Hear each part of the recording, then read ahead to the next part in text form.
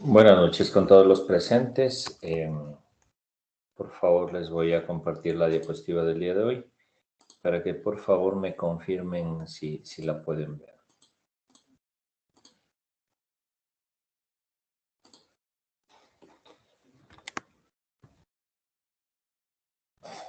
Por favor, si me confirman si la pueden ver. Y si me escuchan, por favor. Sí, doctor. Muchas gracias. Buenas noches. Buenas noches con todos. Muchas gracias. Hoy empezamos un poquito más tarde, bueno, por situaciones más laborales, ¿no?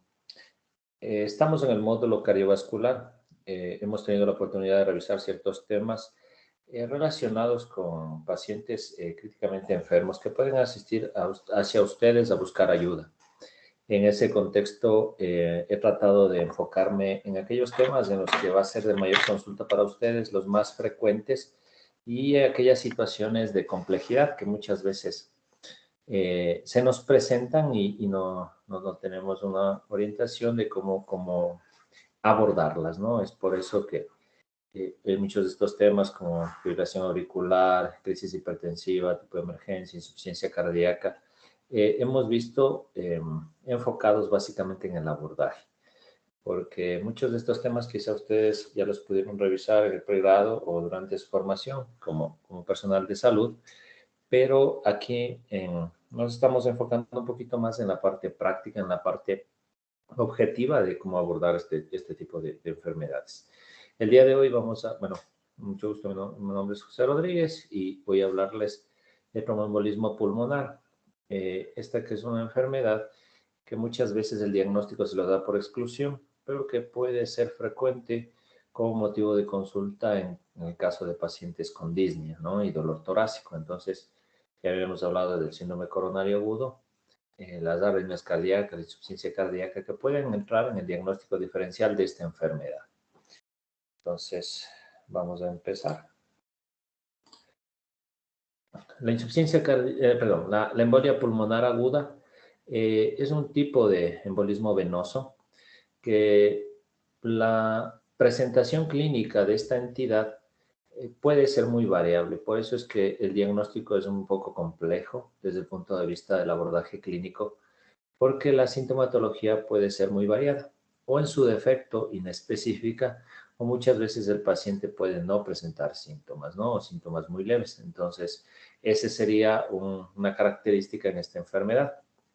La evaluación de los pacientes siempre tiene que estar enfocada hacia una sospecha clínica, ¿no? Para de esa forma seguir el algoritmo del abordaje de la embolia pulmonar, sobre todo con los exámenes complementarios para, basado en la clínica y en exámenes de imagen, poder, en este caso, llegar al diagnóstico y sobre todo para poder direccionar la terapéutica en esta enfermedad, ¿no? Estos pacientes muchas veces pueden llegar con una clínica muy florida o con un compromiso hemodinámico que puede hacer la diferencia entre la vida y la muerte. Y el momento del abordaje, si ustedes tienen la sospecha clínica, poder actuar en forma oportuna. Entonces, vamos a decir qué es la embolia pulmonar. La embolia pulmonar tiene que ver básicamente con una obstrucción, ¿sí? De la arteria pulmonar o alguna de sus ramas, ¿sí? Y que va a estar relacionado esta obstrucción con material que se originó en una parte distal del cuerpo. La clínica de esta enfermedad dependerá mucho del vaso que se encuentra afectado, ¿sí? A la altura del vaso o el calibre del vaso que va a estar afectado, en este caso la obstrucción. Eso dependerá mucho la clínica o la sintomatología del paciente y la gravedad de la misma. La patogenia tiene mucho que ver con características de tipo isquémico, ¿sí? A nivel del tejido pulmonar, y va a tener relación con la triada de Virchow, en la que va a constar de estasis venosa. Esta estasis venosa va a llevar a una lesión endotelial y puede llevar a un estado de hipercoagulabilidad. En el contexto clínico de todo proceso isquémico, ¿sí? puede que está sostenido va a llevar a muerte celular, a muerte del tejido, pero en este contexto va a alterar el mecanismo fisiopatológico cardiovascular y respiratorio, que la clínica puede ir derivada de ahí. Como les mencionaba en la etiología, tiene mucho que ver el vaso o la altura del vaso, ¿sí? Que esté obstruido, el calibre del vaso, para que de ahí se derive la sintomatología. Entonces, ¿cuáles son los factores de riesgo que puede presentar un paciente que desarrolle embolismo pulmonar? Los factores de riesgo se clasifican de dos tipos, ¿sí? Existen aquellos tipos heredados, ¿sí? O los de tipo genético y aquellos de tipo adquirido. Los de tipo genético, ¿sí? O los heredados tienen que ver con esa predisposición, ¿sí? Que el paciente puede tener para desarrollar la enfermedad, ¿no? Dentro de los adquiridos, que son uno de los más representativos, bueno, en los hereditarios genéticos, enfermedades autoinmunitarias, predisposición genética, ¿no? Enfermedades autoinmunitarias, cáncer, predisposición para cáncer o para enfermedades vasculares, ¿no? En cuanto a las enfermedades o los factores de riesgo adquiridos, pueden clasificarse en los provocadores que tienen que ver con pacientes sometidos a procedimientos quirúrgicos recientes, pacientes con traumatismo, ¿sí? Pacientes que han estado inmovilizados mucho tiempo o posterior a un procedimiento quirúrgico va a dar ese mecanismo de éstasis venoso, ¿sí? Que va a desencadenar el mecanismo fisiopatológico que habíamos mencionado. La terapia hormonal, ¿sí? Es un factor de riesgo precisamente. Un cáncer activo, un paciente con cáncer, va a tener mayor predisposición de desarrollar embolismo pulmonar, ¿sí? Y los no provocadores tenemos aquellos que tienen que ver con el estado nutricional del paciente. En pacientes obesos, pacientes con hábitos tóxicos como tabaquismo, alcohol, dislipidemias van a ser factores, ¿sí? Que van a ser predisponentes para enfermedad cardiovascular, básicamente embolismo pulmonar. No difiere mucho del resto de enfermedades cardiovasculares, como enfermedad coronaria y demás, porque van de la mano como factores predisponentes para desarrollar esta enfermedad.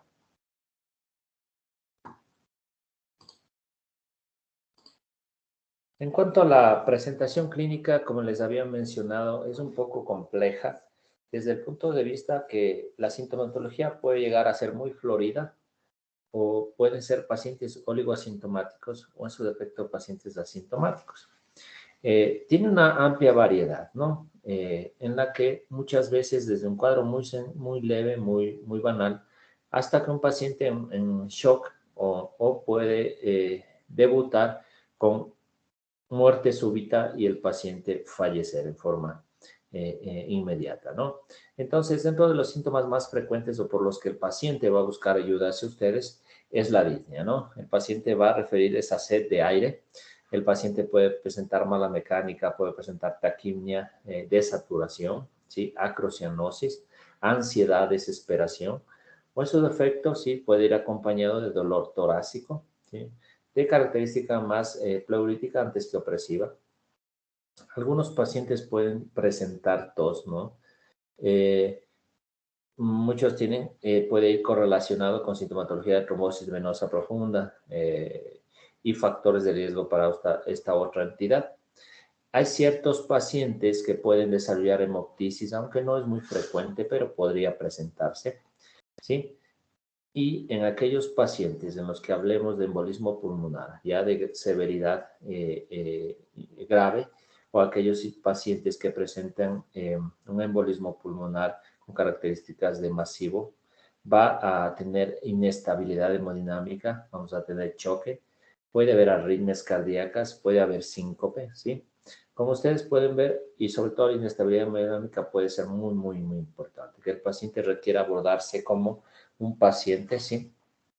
Grave, críticamente enfermo, con el protocolo ATLS que habíamos hablado en algún momento, ¿no?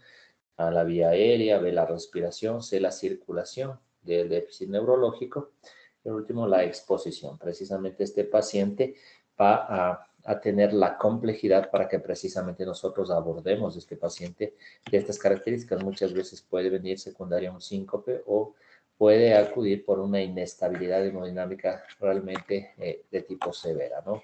O en su defecto con una arritmia cardíaca o cualquiera de las otras entidades que hemos visto que van a comprometer la vida del paciente, y la conducta oportuna que brindemos dependerá mucho del pronóstico de este paciente.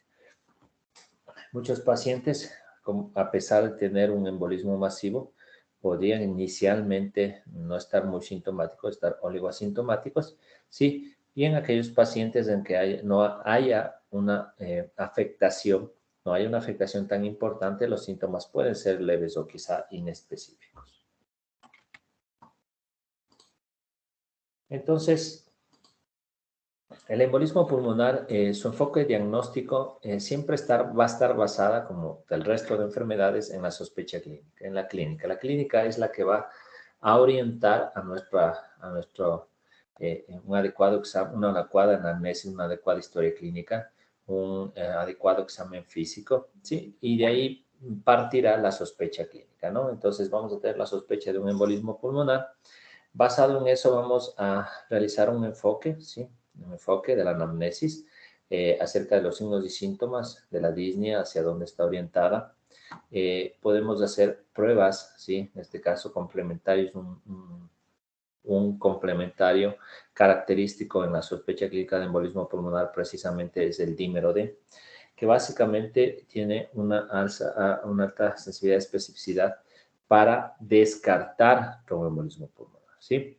Entonces, el dímero D nos va a ser útil es precisamente para descartar. Si tenemos un dímero D negativo, es casi improbable que sea tromboembolismo pulmonar.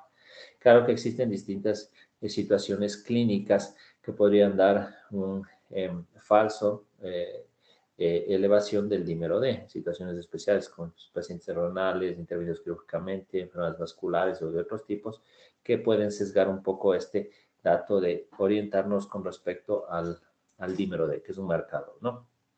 Otro de los pilares en el diagnóstico de esta enfermedad tenemos las imágenes, los exámenes de imagen. Existen un conglomerado de complementarios de imagen que nos van a ayudar precisamente en la confirmación o descarte de esta enfermedad. Entre esta tenemos la angiotomografía pulmonar o angiotomografía pulmonar helicoidal, que básicamente, sí, nos vamos a ver la vascularidad pulmonar, ¿sí? Los grandes vasos, que nos van a orientar y vamos a evidenciar precisamente si existe una obstrucción a este nivel, ¿no? Entonces, lo que nos confirmaría el diagnóstico. Con menos frecuencia, ¿sí? Y de acuerdo a la complejidad del lugar en donde nos encontremos, vamos también a tener disponibilidad de la gammagrafía pulmonar, ventilación, perfusión, y otra de las ayudas diagnósticas menos cruentas, ¿sí? En este caso, y que van a ser más asequibles en los hospitales o las casas de salud, precisamente va a ser la ecocardiografía, sea la transtorácica o transesofágica, que nos va a orientar mucho en el diagnóstico y nos va a dar otros datos, incluso de monitoreo hemodinámico, características ventriculares que nos van a orientar definitivamente hacia esta entidad para poder precisamente el diagnóstico tomar una conducta y la conducta más adecuada para nuestro paciente dependiendo de la severidad del cuadro que esté presentando nuestro paciente.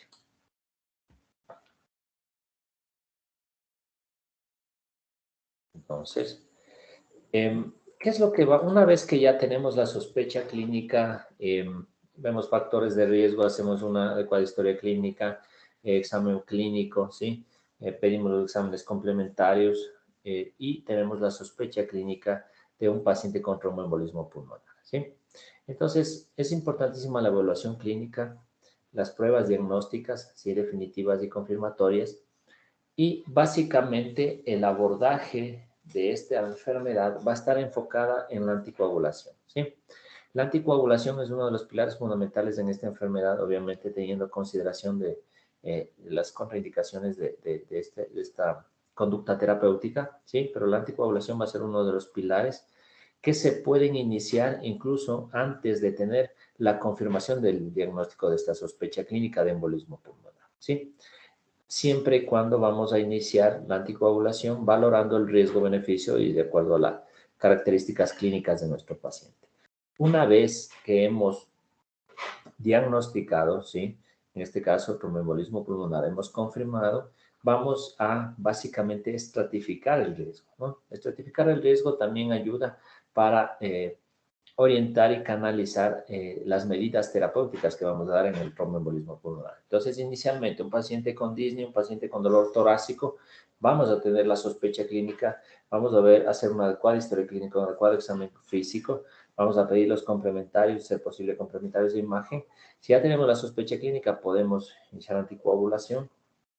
O en su defecto, ¿sí? Si ya confirmamos el tromboembolismo pulmonar con exámenes de imagen, la clínica, ¿sí?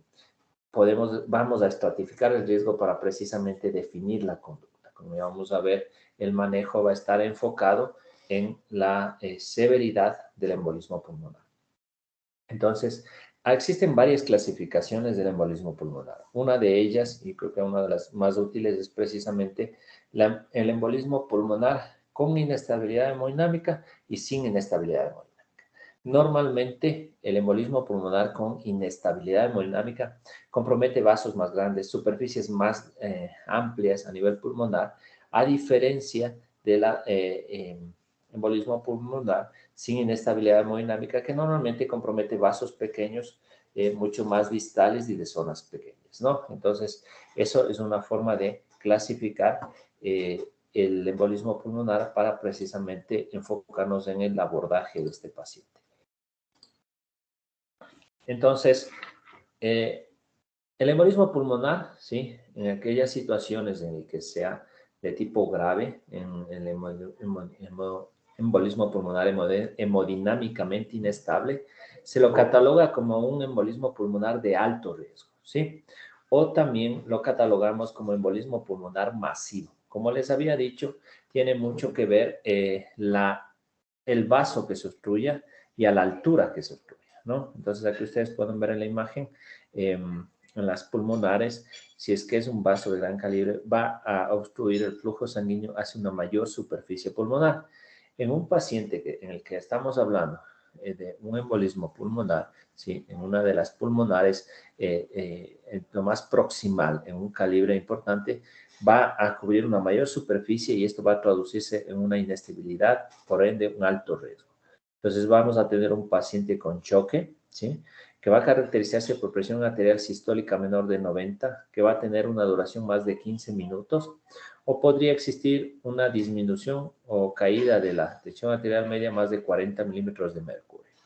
El riesgo, ¿cuál es el riesgo de que este paciente, sí, caiga en arritmia, insuficiencia respiratoria o muerte súbita, una parada cardíaca, ¿no? Entonces, en un paciente con enfermedad pulmonar, ¿sí? O embolia pulmonar, hemodinámicamente estable, con alto riesgo o de severidad, debemos intervenir, ¿sí? En forma emergente, en forma oportuna para que este paciente, ¿sí? Debido a las complicaciones de su enfermedad, pueda incluso fallecer. En el embolismo, el otro tipo de embolismo pulmonar, ¿sí? Aquel paciente que se encuentra hemodinámicamente estable, este grupo de pacientes puede ser clínicamente, ¿sí? Un grupo bastante heterogéneo. ¿Qué quiere decir esto? Porque estos pacientes pueden tener embolismo pulmonar de pequeñas zonas pulmonares o de vasos más distales, ¿no? El paciente quizá la hemodinamia no va a estar tan comprometida.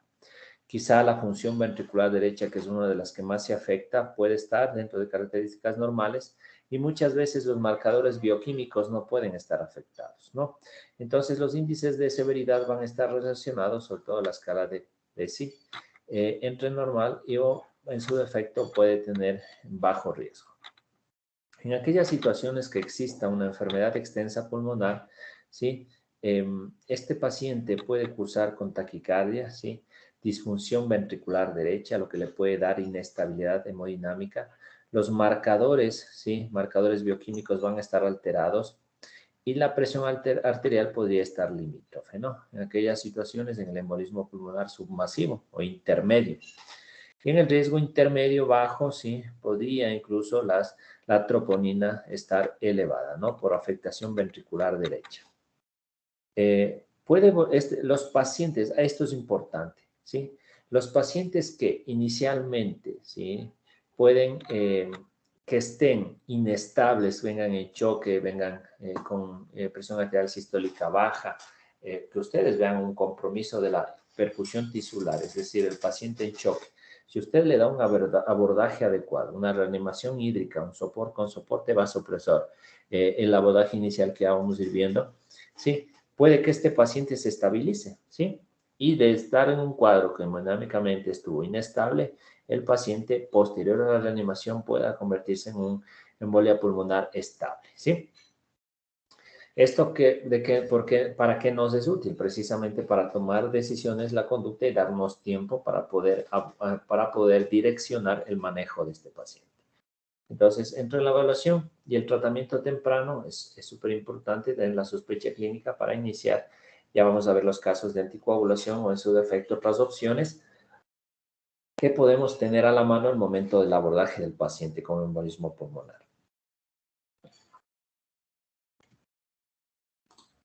Entonces, aquí una de las...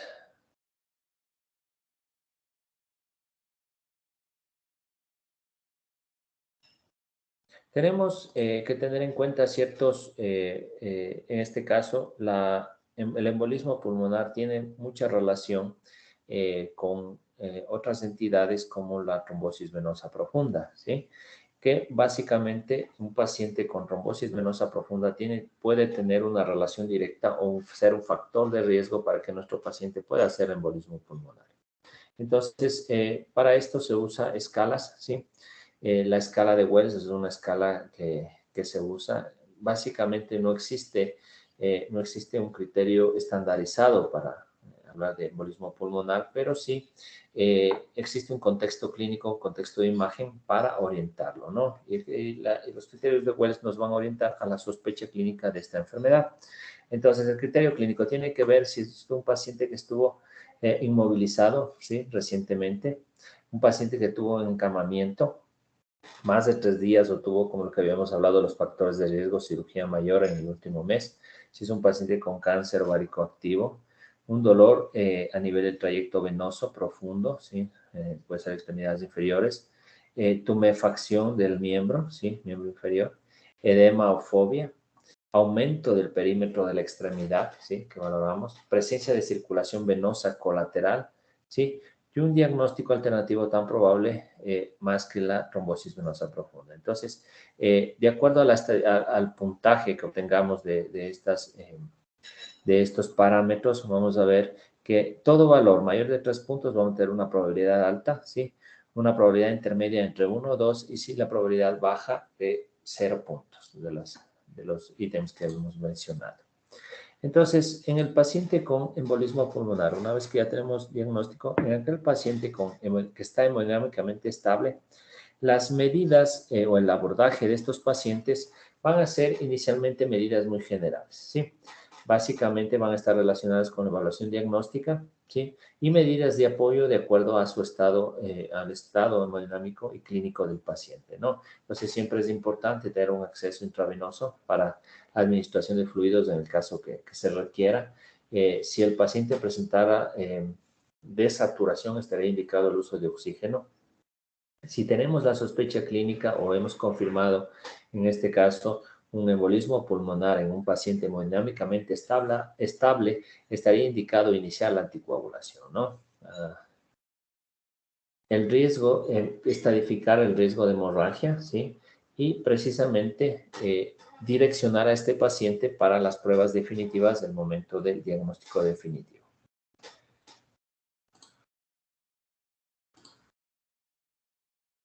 En el escenario de que tengamos un paciente hemodinámicamente inestable, ¿sí? Se habla que alrededor del solo el 8% de los pacientes con embolismo pulmonar pueden llegar a ser un embolismo masivo o de alto riesgo. Entonces, muchos de estos pacientes van a presentar inestabilidad hemodinámica. Uno debe centrarse en la reanimación con líquidos intravenosos. Inicialmente, si la respuesta es pobre a la reanimación hídrica, se puede asociar vasopresores, ¿sí? Ya vamos a ver cuál es el indicado, pero se puede iniciar con vasopresor el momento del abordaje y de la inestabilidad hemodinámica, ¿no? Si el paciente, la inestabilidad hemodinámica es tan severa, el choque es muy profundo y tiene indicación de lo como ya habíamos revisado, el choque de ventilación mecánica invasiva, procederíamos a la intubación y a iniciar el soporte ventilatorio, ¿no?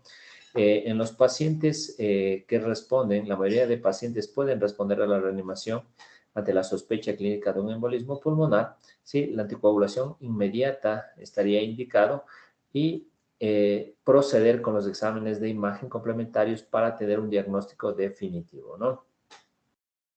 Ante una sospecha moderada o baja de embolia pulmonar, la anticoagulación empírica dependería del momento de las pruebas, el momento del abordaje o el momento del diagnóstico. En una alta sospecha de tromboembolismo pulmonar que está con inestabilidad hemodinámica, sí, se pueden iniciar ya vasopresores desde etapas tempranas, pero en un paciente que se encuentre con inestabilidad hemodinámica, la angiotomografía pulmonar no sería segura, ¿sí? No sería segura precisamente por el transporte, precisamente porque hay que desplazar al paciente y un paciente hemodinámicamente estable no es la mejor idea, en este caso, realizar un examen de imagen, en este caso una angiotomografía, para poder trasladarlo y confirmar una sospecha clínica. En ese caso estaría la prioridad de la estabilidad del paciente. Se puede usar, sí, una gammagrafía de perfusión portátil que se la puede hacer junto a la cama del paciente, pero normalmente esto no siempre está disponible. Entonces, en aquel paciente, ¿sí? En aquel paciente que tengamos con enfermedad embolia pulmonar, que esté hemodinámicamente estable o en embolia pulmonar masiva, este paciente, sí, que la angiotomografía no sea segura o la gammagrafía no esté disponible, preferimos la ecocardiografía, ¿sí? Entonces, el ecocardiograma, sea transtorácico o transesofágico, de preferencia el transtorácico, si es que el paciente está despierto o de ser posible el transesofágico, ¿sí? Puede evidenciar, ¿sí? Un agrandamiento del ventrículo, del VD, del ventrículo derecho, puede presentar alteraciones de la motilidad, anomalías regionales de la pared y que respetan el vértice del ventrículo derecho, esto se conoce como el signo de Maconet, y la visualización, o incluso una visualización, ¿sí? Del coágulo a nivel de las cavidades cardíacas, ¿no? Antes, en este caso, esta sería una indicación para terapia trombolítica, ¿sí?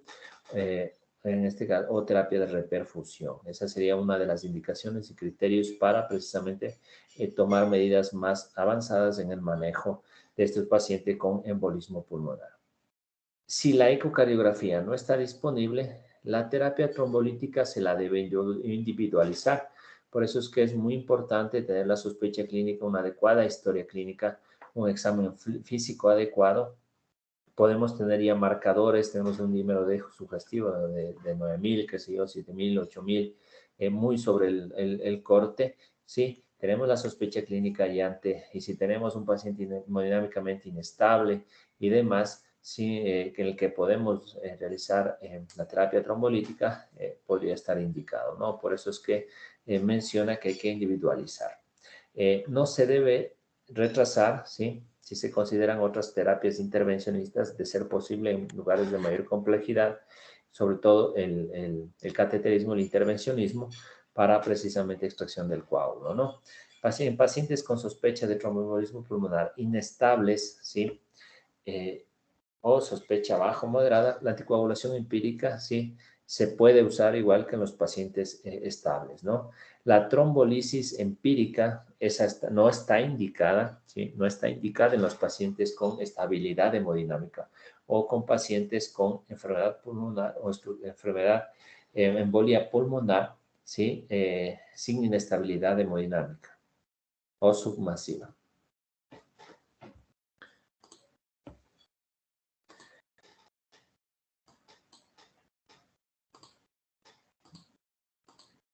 Bueno, existen los denominados PERT.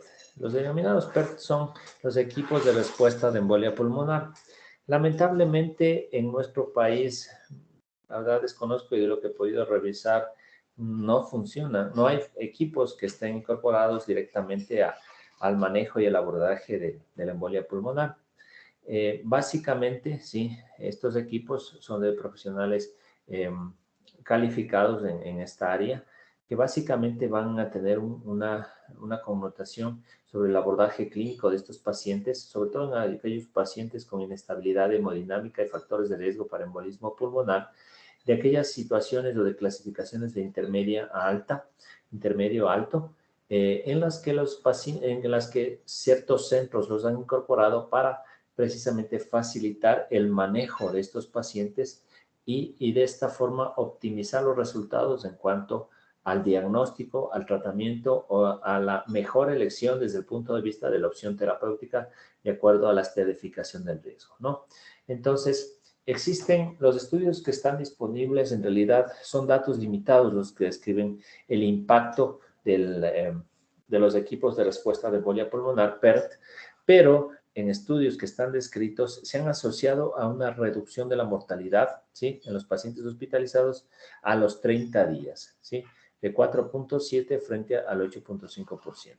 También se han evidenciado que existen tasas más bajas de hemorragia en relación en 8 a 17% en aquellos pacientes que se usó la terapia trombolítica y menor tiempo, ¿sí?, de anticoagulación terapéutica. ¿Qué quiere decir esto?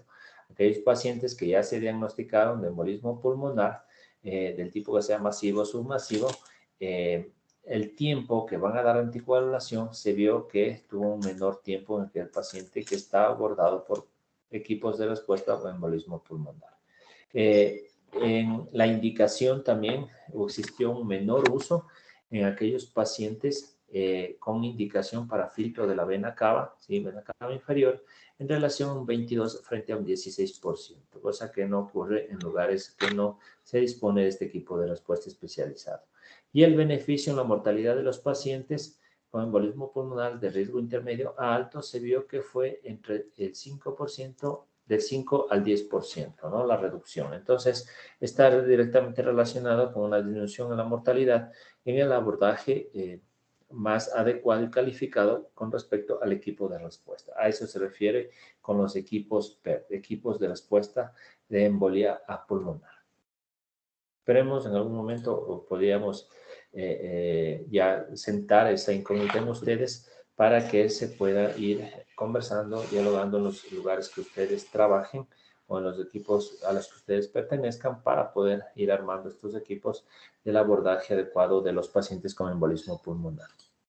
Entonces, ya cuando tenemos la sospecha clínica en exámenes complementarios, exámenes de imagen, hemos confirmado en este caso un paciente con embolismo pulmonar o el paciente que ingresa inicialmente con disnea, que es básicamente lo que vamos a hacer. El abordaje inicial, si un paciente viene con disnea, el paciente viene taquipneico, en insuficiencia respiratoria, independientemente de la etiología, en este caso por embolismo pulmonar, lo que vamos a hacer es a dar oxígeno suplementario. Ya revisamos en algún momento en charlas previas cuánto de FiO2 o cuánto precisamente de oxígeno podemos brindar a nuestro paciente. Si es un paciente que viene en franca insuficiencia respiratoria con una desaturación importante, vamos a dar el mayor flujo de oxígeno posible. Si vemos un paciente que está en franca insuficiencia respiratoria con criterios de insuficiencia respiratoria, PAFI menos de 400, un paciente con tiraje costal supraclavicular, taquimia más de 30, disminución del sensorio, PO2 igual muy alterada o hipercapnia, dependiendo del tipo de insuficiencia respiratoria de lo que habíamos hablado,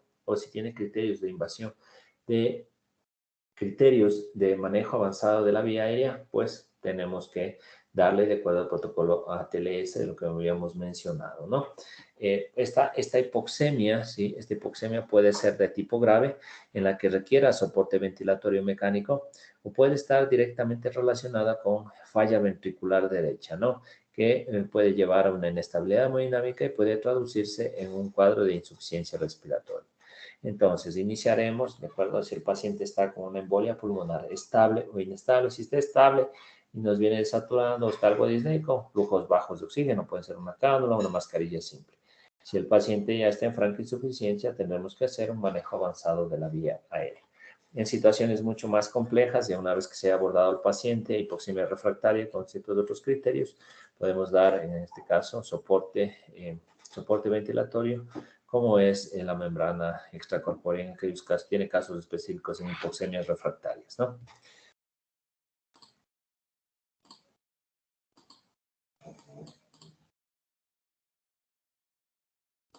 Entonces, básicamente, el abordaje en el paciente con TEP, paciente con sospecha de TEP estable, ¿sí? Lo que les he dicho, la escala de Wells que ya habíamos visto.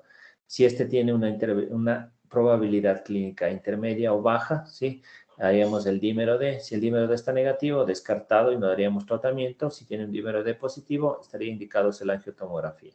¿Sí? Si está negativa, sin tratamiento. Si está positiva, anticoagulamos en el paciente estable.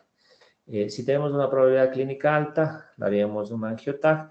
Si el angiotag nos confirma TEP, anticoagulación. Si el paciente está estable y se descarta, ¿sí? Investigaríamos las otras causas de la clínica del paciente. Como les había dicho, si tenemos un paciente con embolismo pulmonar, en este caso con inestabilidad hemodinámica, ¿sí? Tenemos que estratificar el riesgo. La estratificación del riesgo está dada por la escala de Pepsis que existe para básicamente una mayor adaptabilidad clínica que tiene ciertos parámetros, como ustedes pueden ver. Uno de ellos es de edad más de 80 años, que le va a dar una puntuación de 1 punto. Pacientes con historial de cáncer, 1 punto. Pacientes con historia de enfermedad pulmonar o cardiovascular previa, sí, 1 punto más. Aquel paciente que venga con una frecuencia más de 110 latidos por minuto, 1 punto más.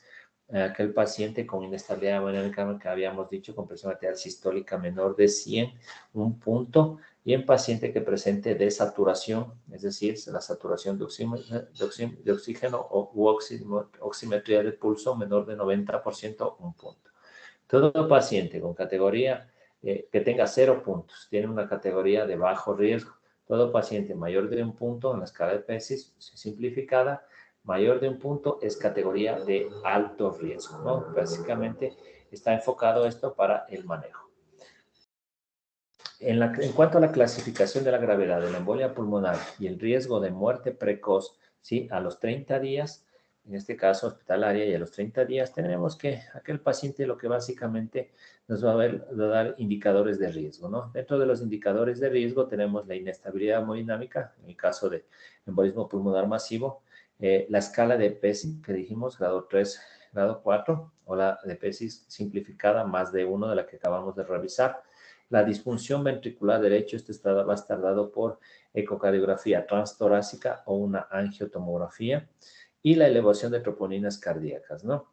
Entonces, en cuanto estos son los indicadores de riesgo. En la otra lista tenemos los riesgos de muerte precoz. Entonces, existen alto, intermedio bajo y bajo. Entonces, dependiendo si existe inestabilidad hemodinámica, tendría un riesgo de muerte precoz alto.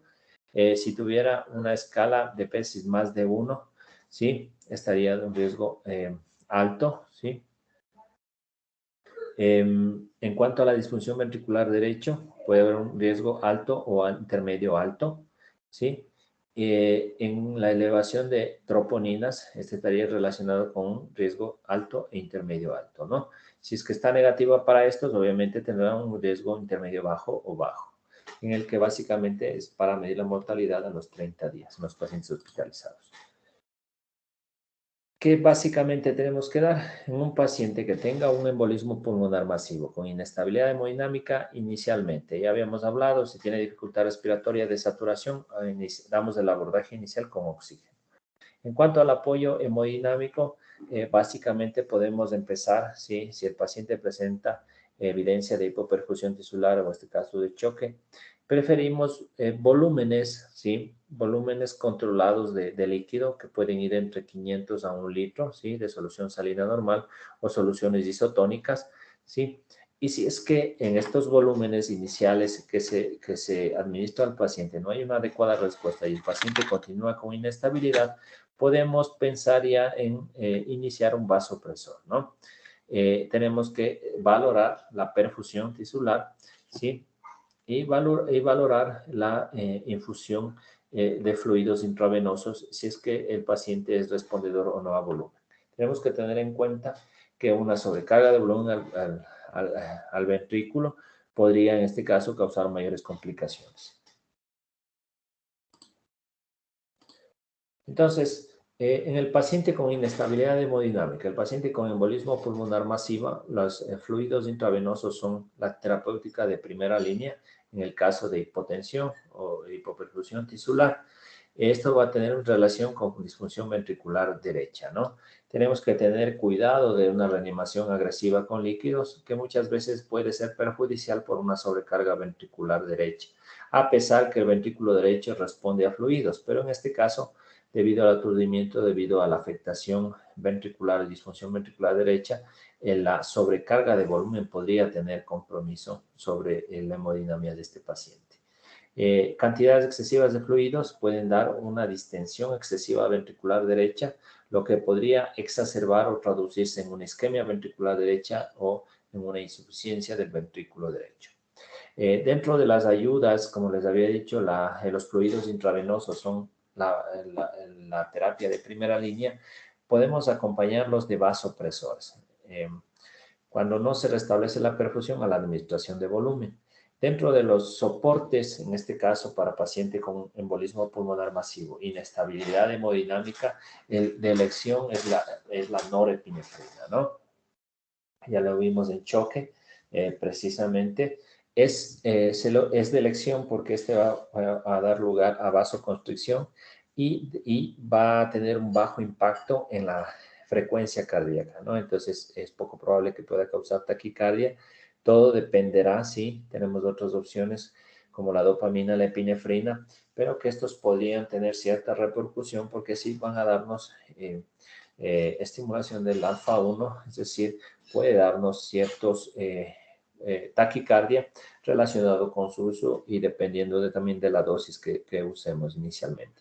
Pero si el paciente está con una inestabilidad marcada, está en choque severo con marcadores de hipoperfusión elevados, choque microvascular, tenemos que darle más de un vasopresor, un inotrópico, sea epinefrina, glutamina, dopamina, dependiendo de el tipo de choque que identifiquemos en nuestro paciente. Y en algún momento veremos los tipos de choque para nosotros poder ir clasificándolos y precisamente ir eligiendo si necesitamos vasopresor, necesitamos volumen, necesitamos inotrópico, ¿no?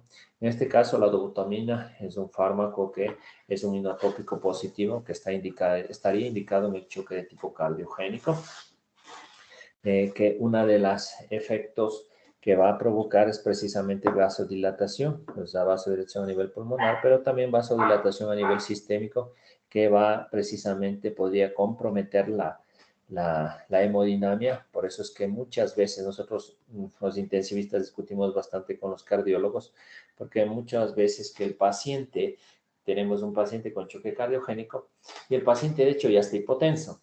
Entonces, uno de los efectos, no lo decimos nosotros, está descrito que la dobutamina le va a dar a manera de una vasodilatación en el que si usted tiene un paciente hipotenso, claro que le va a dar mayor inotropismo, pero también le va a dar vasodilatación. ¿Qué va a pasar con la presión? Se va a caer. Por eso es que lo indicado sería iniciar conjuntamente un vasopresor o un inotrópico con también cierto grado de estimulación de los receptores para que exista vasopresión, es como el caso de la epinefrina, ¿sí?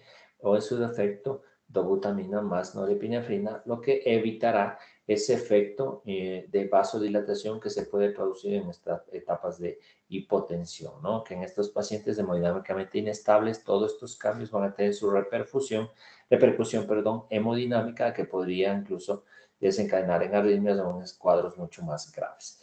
El isoproterenol, la amiodarona, la milrinona, que son otros inotrópicos o que son estimulantes inotrópicos, pero pueden causar vasodilatación, ¿sí?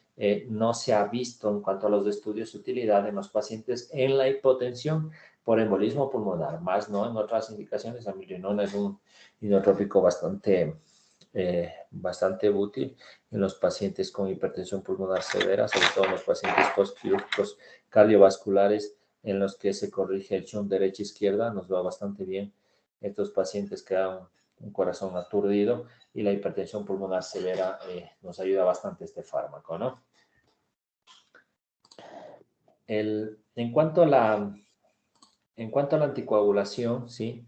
La anticoagulación empírica es uno de los pilares fundamentales en el manejo, sobre todo en los pacientes con embolismo pulmonar estable, ¿sí?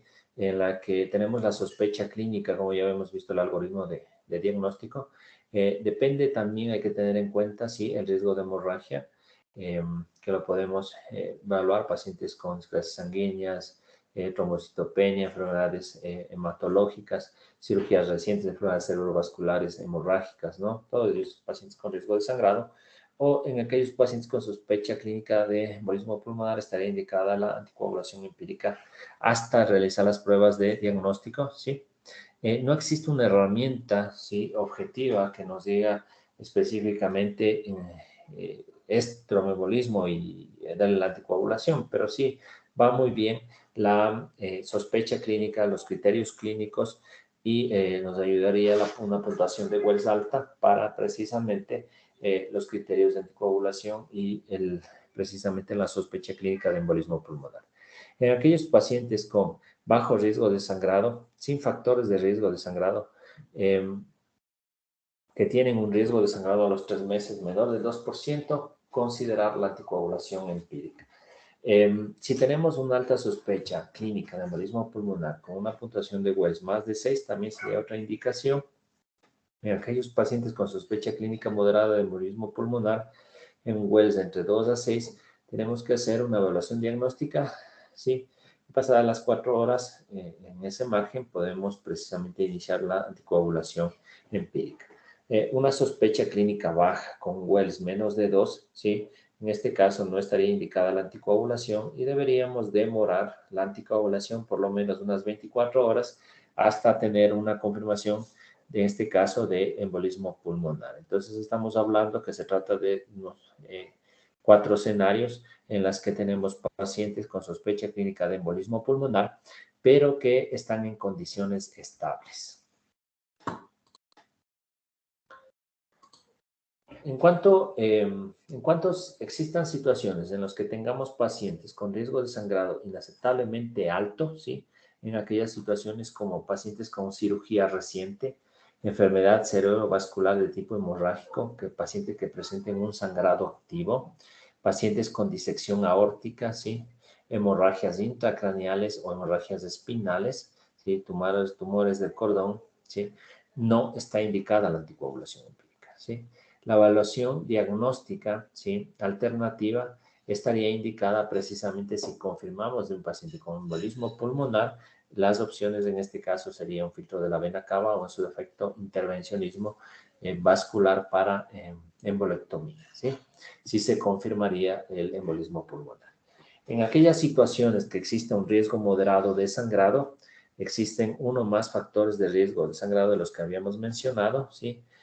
O existe un riesgo moderado más del 3%, o en su defecto, si es un riesgo alto más del 13%, la terapia anticoagulante empírica deberíamos valorar el riesgo-beneficio. Si se trata de un factor de riesgo de sangrado bajo, moderado o de tipo alto, ¿no? Deberíamos anticoagular empíricamente a un paciente con riesgo moderado solo en situaciones en las que cataloguemos que el riesgo-beneficio va a ser superior, ¿no? En aquellos pacientes con un compromiso, ¿sí?, de riesgo de sangrado alto, ¿sí?, deberíamos diferir la anticoagulación y en este caso las otras opciones sería precisamente un filtro de la vena cava.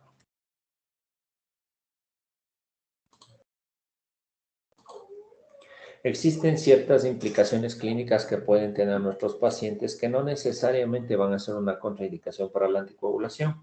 Precisamente aquellas, las señoritas o pacientes jóvenes, señoras, que estén con menstruación, ¿sí? No sería una contraindicación. Aquel paciente que presente una epistaxis, ¿sí?, o una hemoptisis, en este caso menor, no serían contraindicaciones absolutas para anticoagulación. Como les digo, siempre es importante individualizar para precisamente dar la terapia de anticoagulación. Depende mucho de la presencia o ausencia de inestabilidad hemodinámica, ¿sí? Porque muchas veces en un paciente con un TEP un tromboembolismo pulmonar masivo con inestabilidad hemodinámica, no se beneficiaría tanto de anticoagulación, sino más bien de trombolisis. Lo que se puede usar es la heparina de bajo peso molecular, ¿sí? El embolismo pulmonar hemodinámicamente no es... en insuficiencia renal no estaría indicado esta, ¿sí? Se puede usar la heparina no fraccionada en los pacientes con enfermedad renal. En pacientes inestables, ¿sí? La indicación sería más bien la trombolisis o la embolectomía. Se pueden usar ciertos fármacos como los inhibidores directos de la trombina o de los factores factor 10, pero esto no estaría recomendado en los pacientes hemodinámicamente inestables o con embolismo pulmonar masivo. La terapia definitiva. El paciente con embolismo pulmonar, con alto riesgo, que esté con inestabilidad hemodinámica, lo que debemos garantizar es precisamente la reperfusión. Entonces, la evaluación diagnóstica de embolismo pulmonar, ¿sí? Una vez que nosotros hemos descartado, inicialmente podemos usar anticoagulación en un paciente estable que sospechemos de embolismo pulmonar. Tenemos el diagnóstico criterio clínico. Pedimos los exámenes de imagen y vemos que tiene un embolismo pulmonar negativo, podemos suspender, o vemos que otra es la etiología, podemos suspender la anticoagulación, ¿sí? Pero es importante, como les decía, iniciar en forma temprana, obviamente cumpliendo con los criterios que ya vimos de acuerdo al algoritmo de manejo. Si se confirma un embolismo pulmonar, lo que hay que hacer es estratificar el riesgo si se trata de un masivo, submasivo o un estable e inestable, precisamente para el abordaje. En un paciente hemodinámicamente estable, si la embolia pulmonar tiene bajo riesgo o riesgo intermedio bajo, el enfoque sería anticoagulación, ¿no? En este caso, para aquellos que el riesgo de sangrado es bajo, estaría la terapia anticoagulante, como les había mencionado. Si existe, si aquel paciente con embolismo pulmonar hemodinámicamente que esté estable y está contraindicada la anticoagulación y el riesgo de sangrado de estos pacientes sea inaceptablemente alto, la indicación sería un filtro de la vena cava. En aquellos pacientes que tengan un riesgo moderado alto o una relación riesgo-beneficio, ¿sí? En el caso de un riesgo de sangrado moderado, en aquellos pacientes más de 75 años con riesgo de caídas no estaría indicada la anticoagulación, ¿sí? En este paciente, a pesar de tener un riesgo moderado que en otra edad estaría indicado la anticoagulación, en este paciente por el riesgo de caída, ¿sí? Lo recomendable sería un filtro de la vena cava.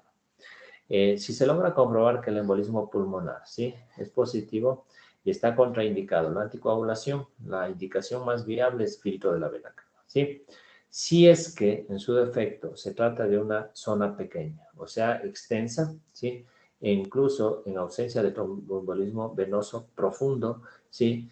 En este caso, si el paciente tiene un riesgo para embolismo pulmonar y no es posible anticoagularlo, tenemos que valorar precisamente si la recidiva y en este caso sería una indicación el riesgo de el uso, perdón, de filtro de la vena cava. En pacientes hemodinámicamente estables, ¿sí? Que no está indicada la terapia trombolítica, es decir, en los pacientes que estén estables, tengamos sospecha o confirmemos de embolismo pulmonar y se encuentren estables, no está indicado la terapia trombolítica, más bien estaría indicado la anticoagulación. En pacientes hemodinámicamente estables que estén con un embolismo pulmonar submasivo de riesgo intermedio deberían estar anticoagulados, ¿sí? Entonces, importa mucho el contexto clínico, importa mucho individualizar el momento del abordaje de estos pacientes.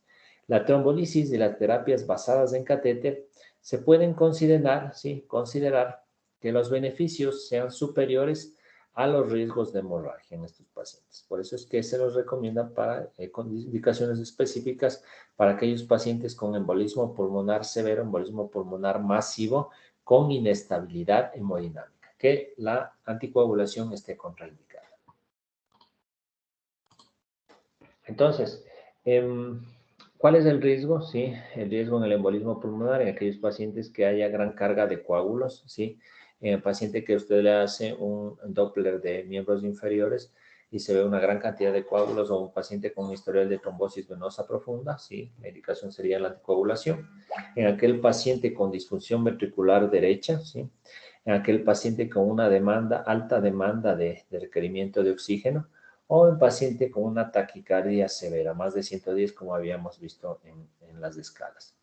La anticoagulación en la enfermedad pulmonar, ¿en quién se debe utilizar? En aquellos pacientes con diagnóstico de embolismo pulmonar o sospecha clínica que tengan un riesgo de sangrado bajo.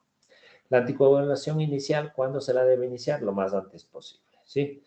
Obviamente, con la conducta clínica que habíamos mencionado, la sospecha clínica, y la anticoagulación a largo plazo, es decir, cuando el paciente ya sale de la hospitalización, cuando ya hemos tenido la confirmación diagnóstica, mínimo debemos darle anticoagulación a este paciente por lo menos 3 meses. ¿Cuándo dar anticoagulación indefinida? Sí, dependerá mucho de la naturaleza del evento, dependerá mucho de la etiología del embolismo pulmonar, dependerá mucho del contexto clínico del paciente, ¿sí? Si es provocado o no de acuerdo a los factores de riesgo que habíamos mencionado, de esos factores modificables o no, ¿sí? Y el riesgo de hemorragia y la recurrencia del embolismo pulmonar. Eso es súper importante para tener una conducta del tiempo que vamos a anticoagular a nuestro paciente. La anticoagulación ambulatoria, sí, siempre las primeras dosis las llevan en el hospital. Siempre hay que tener en cuenta el tipo de paciente que vamos a tener y si es manejable o no desde el punto de vista ambulatorio. Entonces, debemos tener en cuenta si el paciente es un candidato, ¿sí?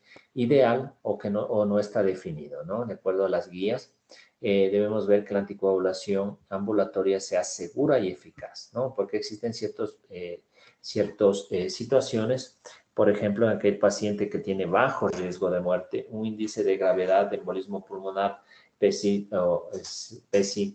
bajo de 0, no estaría indicado, ¿sí? En este caso, la anticoagulación. Si es un paciente que no requiere oxígeno suplementario, que es un paciente que no se requiera narcóticos para el control del dolor. Hay pacientes que no tengan dificultad para respirar, pacientes que tengan pulso y presión normales, aquellos pacientes que sin antecedentes recientes de sangrado, factores de riesgo de sangrado. Entonces, todos estos criterios clínicos deberíamos tener para decidir si el paciente es idóneo o no para administrarle anticoagulación ambulatoria, ¿no? Porque tiene mucho que ver la implicación clínica y factores de riesgo, sobre todo si son pacientes adultos mayores que pueden o no cumplir con estos requisitos que acabamos de citar.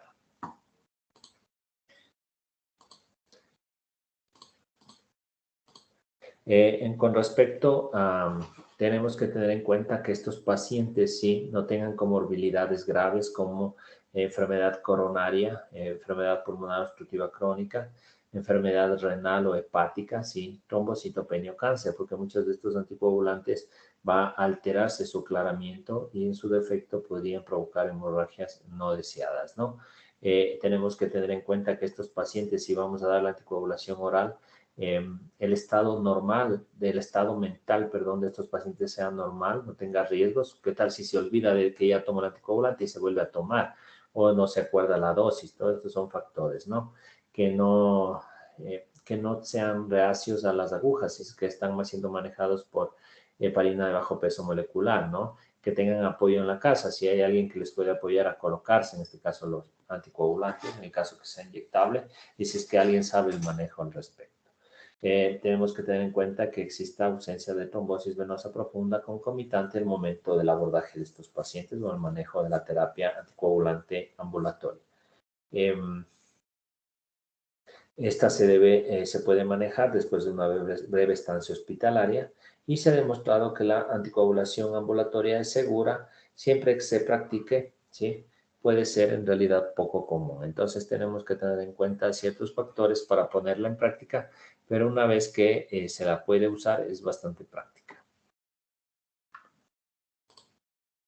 En aquellos pacientes que tengan un embolismo pulmonar subsegmentario, sí, el uso de la tomografía o la angiotomografía, el momento del diagnóstico, estos pacientes nos puede ayudar mucho, ¿no? Porque estos pacientes pueden ser asintomáticos o oligoasintomáticos, ¿sí? Porque prácticamente el embolismo pulmonar subsegmentario no va a afectar una zona tan extensa del pulmón, ¿no?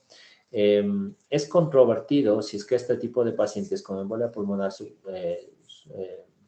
submasiva o subsegmentaria requieren o no anticoagulación. Por eso es que valdría la pena estadificar el riesgo, pero en ocasiones estos pacientes no se beneficiarían de terapia de anticoagulación.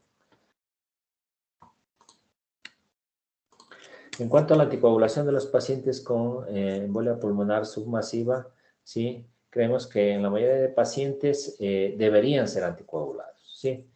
Sobre todo en aquellos pacientes que presenten defectos lobares grandes, ¿no? Es decir, que tenga una afectación lobar y en este caso no haya mayor sintomatología, pero vemos que la extensión es un poco es representativa, estaría indicado la anticoagulación.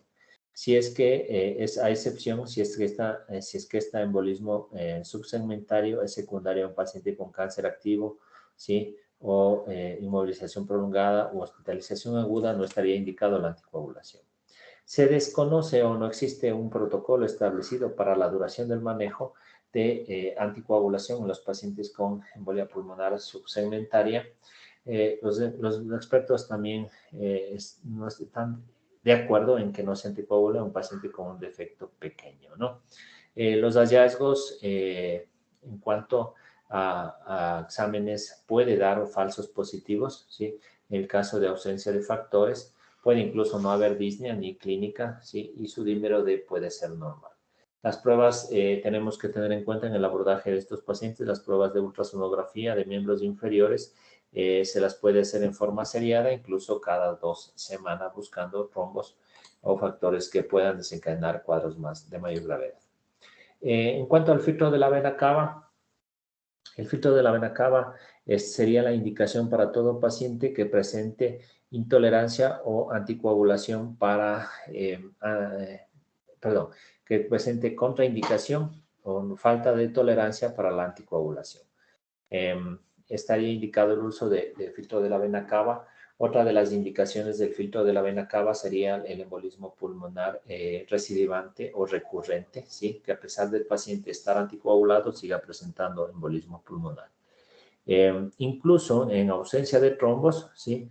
Que esté comprobado en las extremidades inferiores, existen otros pacientes que pueden presentar, ¿sí? Embolismo pulmonar a nivel de los vasos de la cadera o en su defecto de las extremidades superiores. Entonces, en este caso estaría indicado el filtro de la vena cava, ¿no? O de paciente que tenga una alta carga trombótica. Ya, en la colocación del filtro de la vena cava, la mayoría de ellos se los coloca infrarrenales, ¿sí? Sobre todo si el paciente ha confirmado una trombosis extensa en extremidades superiores, un filtro de la vena cava puede ser útil. Si el trombo está en la vena renal, ¿sí? El filtro debería ser colocado suprarrenal. En los pacientes hemodinámicamente inestables sugerimos terapias de reperfusión o terapias de intervencionismo. En los pacientes se puede usar la terapia trombolítica siempre que no haya contraindicación. La embolectomía es apropiada para aquellos pacientes en que la trombolisis no ha tenido éxito. En cuanto a la terapia trombolítica,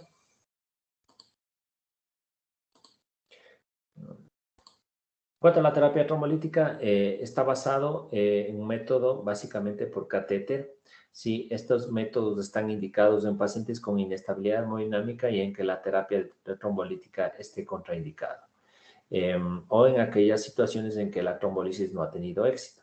Entonces, básicamente lo que se va a hacer es la embolectomía, ¿sí? En aquellos pacientes con hemodinamia inestable y que la terapia trombolítica esté contraindicada o haya fallado la trombolisis, lo que se debe hacer es básicamente extirpar el coágulo culpable o quien está causando obstrucción del vaso pulmonar, ¿no? Entonces, existen algunas opciones.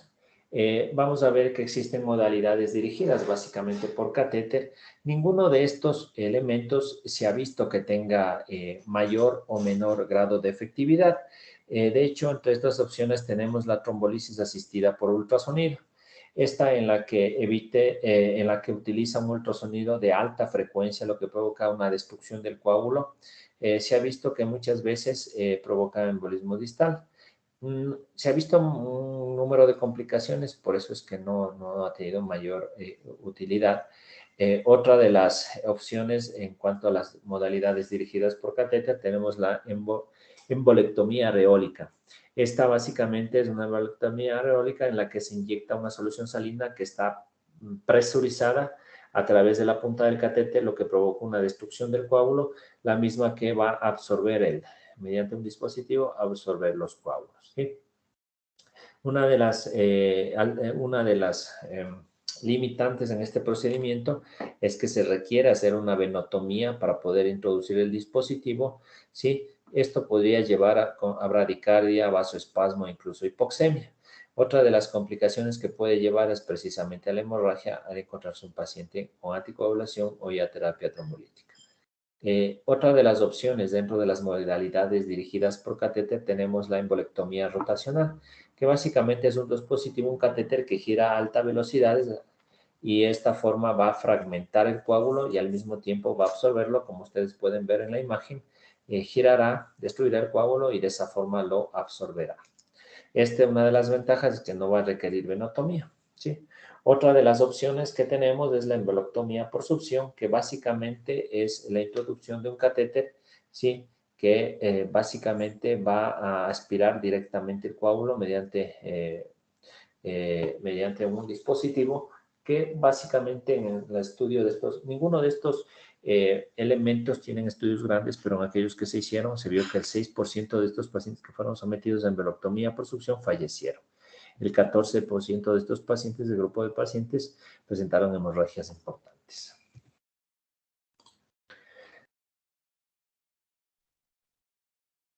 Del coágulo mediante derivación extracorpórea, ¿sí? Esto se puede utilizar en trombos grandes en la vena cava inferior, en la exclusión de la circulación. Otra de las extracciones de catéter se puede hacer es la fragmentación del trombo mediante un dispositivo de rotación manual. Va a provocar una ruptura, en este caso, del coágulo y mediante procedimiento de angioplastía fragmentar los coágulos y de esta forma succionar y absorber.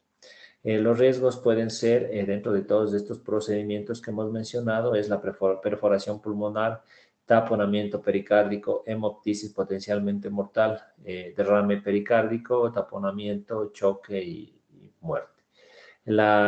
Otra de las complicaciones frecuentes puede ser la hemorragia en sitios de venopunción. Muchos de estos pacientes ya se encuentran anticoagulados o con otro tipo de terapia. Puede terminar en paro cardíaco o muerte, ¿no? Como les digo, todo procedimiento estará dirigido básicamente a riesgo, valorar riesgo-beneficio e individualizar el abordaje de estos pacientes.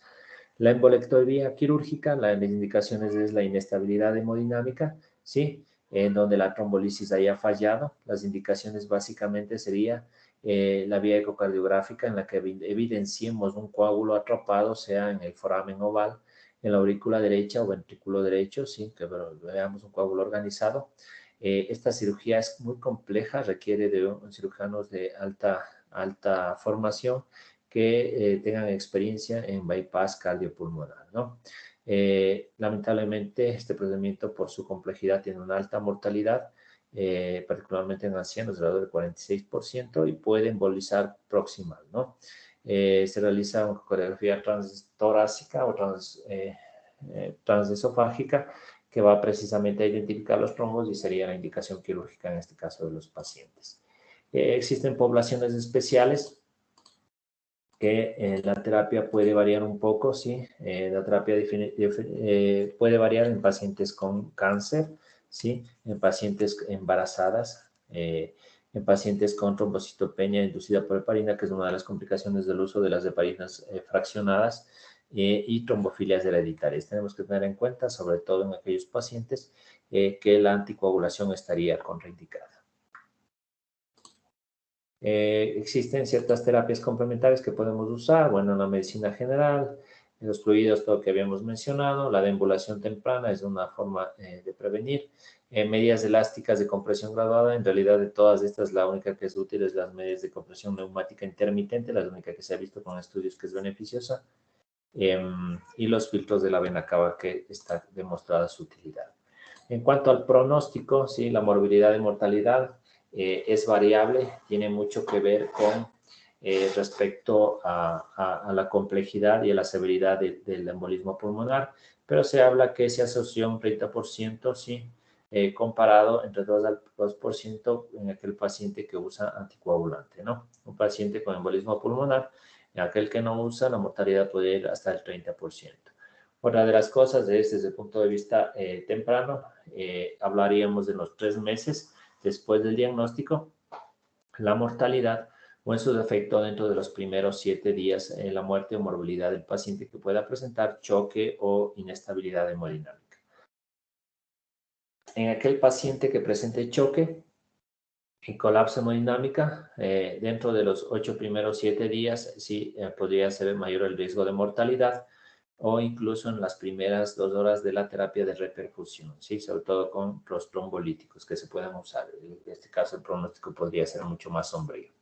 La recurrencia también tiene que ver en cuanto al pronóstico, ¿sí? Va a ser mayor, si es mayor en las primeras 2 semanas, alrededor de 2%, y un 6% si se presenta tras los 3 primeros meses.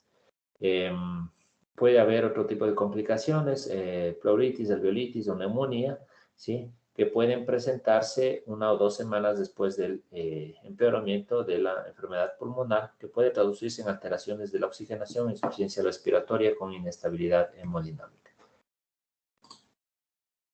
Existen otras implicaciones clínicas que pueden igual tener una implicación directamente en el pronóstico, como enfermedad cerebrovascular, ¿sí?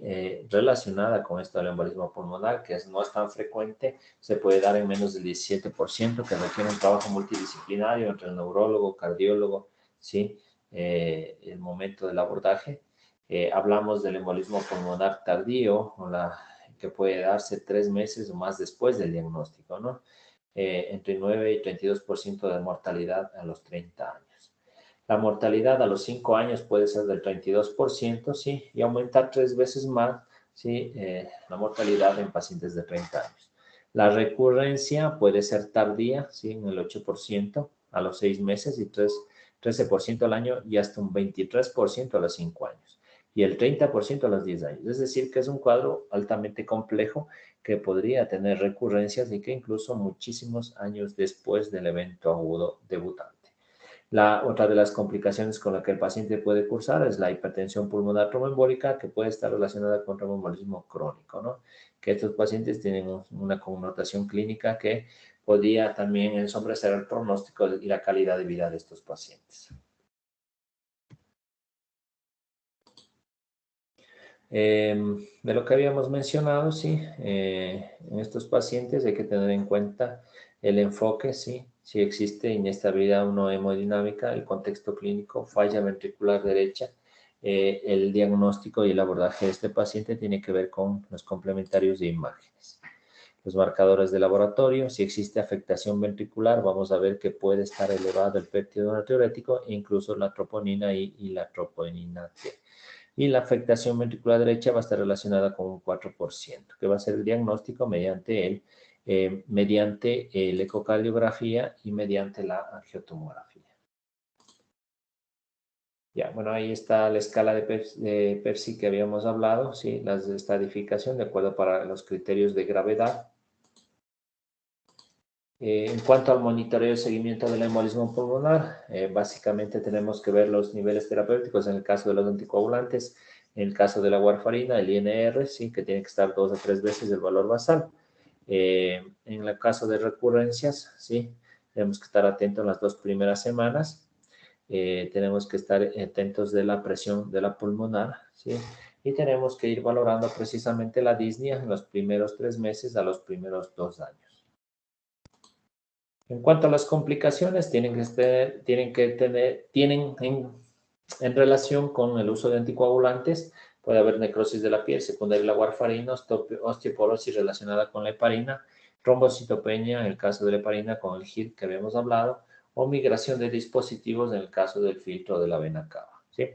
La necesidad, en ocasiones puede existir la necesidad de retiro del dispositivo, sí, mediante intervencionismo endovascular, sea por migración del dispositivo o en su defecto porque ya se resolvió o se controló, en este caso, la causa de que era la contraindicación de anticoagulación a este tipo de pacientes. Tener en cuenta también los factores de riesgo, malignidad, sí, enfermedad trombótica hereditaria o cirugía. En el caso del manejo de la recurrencia sería como un abordaje, en el caso del paciente, sí, valorar la terapia anticoagulación, ver si es que presenta el paciente inestabilidad o no inestabilidad, ver los factores posibles que puedan llevar a que el paciente presente la recurrencia, como dosis subterapéuticas, dosis no absorbidas, como pacientes con síndrome de mala absorción, interrupción del tratamiento o incumplimiento o cumplimientos insuficientes de los medicamentos, las dosis de los fármacos administrados y precisamente el uso de los fármacos concomitantes del momento de la anticoagulación. Por último, sobre la anticoagulación ambulatoria, ya habíamos dicho que deberían tener ciertos requisitos para que la terapia anticoagulatoria sea exitosa, sobre todo en los pacientes que no presenten requerimientos de oxígeno de enfermedades pulmonares, hepáticas ni renales, que no usen narcóticos, no tengan enfermedades mentales y que estos pacientes no presenten dificultad respiratoria y su presión y pulso sean sin enfermedades previas. Eso es lo que les puedo comentar con respecto al embolismo pulmonar, el abordaje y el manejo del embolismo pulmonar masivo y submasivo. Espero, no sé si hay preguntas, si no les agradezco por... Dígame, Javier, no sé si está alzando la mano. Bueno, muchas gracias por la asistencia y es lo que les tenía para compartir el día de hoy, ¿no? Una buena noche. Buenas noches, mañana. Buenas noches, gracias. Buenas noches, gracias compañeritos. Y